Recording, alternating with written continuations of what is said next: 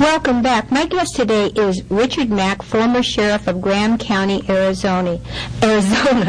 Sheriff Mack has written 5 books, including The County Sheriff, America's Last Hope.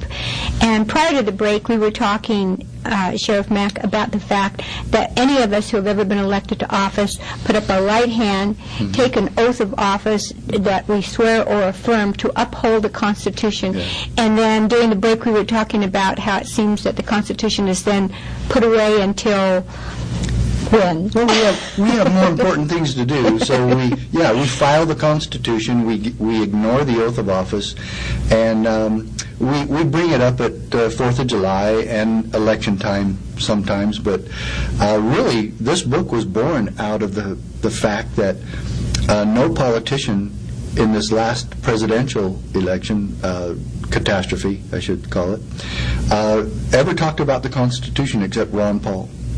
And here, it's the bulwark of our country, it's the bulwark of our freedom, it's the bulwark of America, and nobody talks about it. All they were talking about is economic solutions, political solutions, what are we going to do in Iraq, and all these other things that have, and border problem. And of course, the Democrats and Republicans have both ignored the illegal immigration problem. In fact, they've created it, and now they want to say, oh, we'll come up with a solution, but they're not going to, because it's not politically advantageous.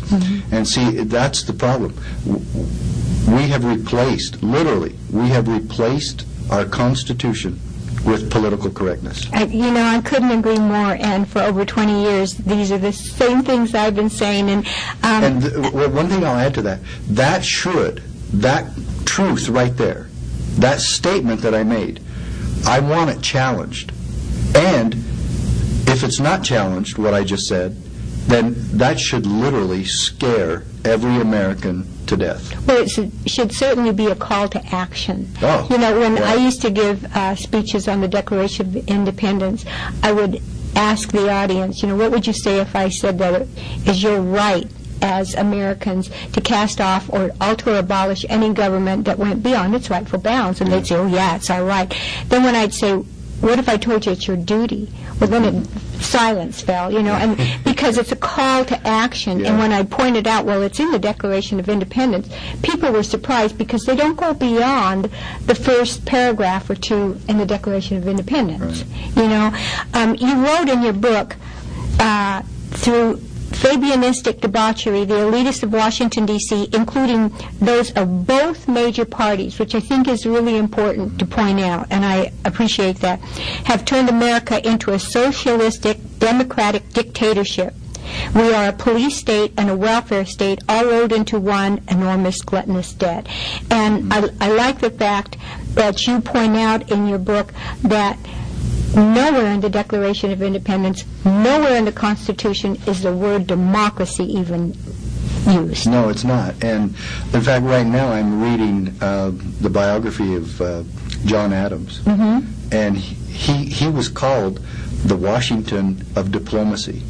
We would not have won America or the Revolutionary War without his constant, dogged effort in Europe to get us help.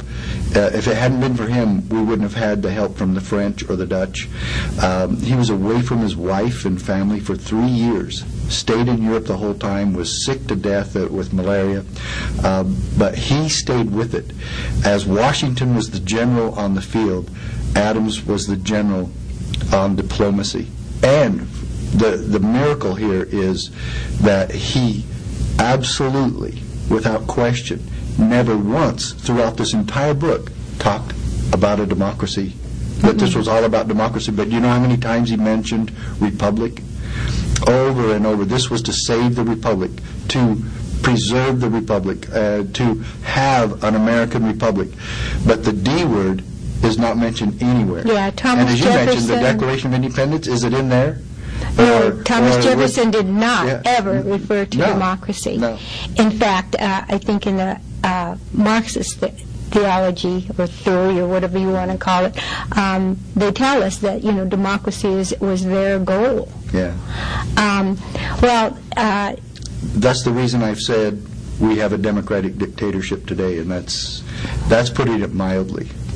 Well, the other thing that I thought was important, you talked about the EPA, OSHA, Department of Education, FBI, CIA, Homeland Security, you name the Federal Reserve, the DEA, the BLM, and of course our own American version of the notorious World War II Gestapo, the IRS, all were never meant to be based upon the enumerated powers granted under the Constitution. Talk about the 16th Amendment.